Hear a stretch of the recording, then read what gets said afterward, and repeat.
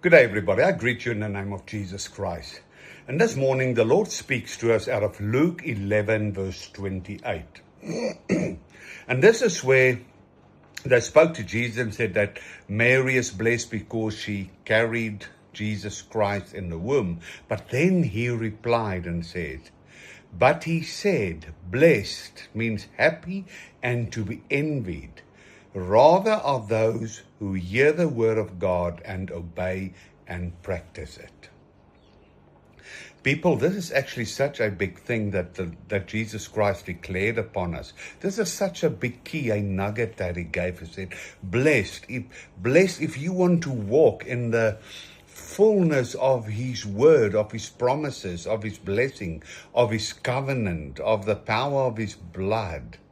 And if you want to glorify him, you need to hear the word of God and you need to obey and practice it.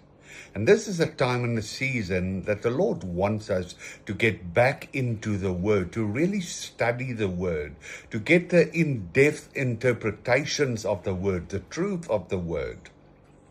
Because there are so many heresies and things going around there, and so many people get deceived and get badly hurt in churches and places all over the world. But now you see, the way that you're going to pursue the Word is the way that you manifest your love. And this is a time that we really need to portray the truth of the Word, the truth of Jesus Christ, and reveal it. And we can only do it if we practice and obey his word.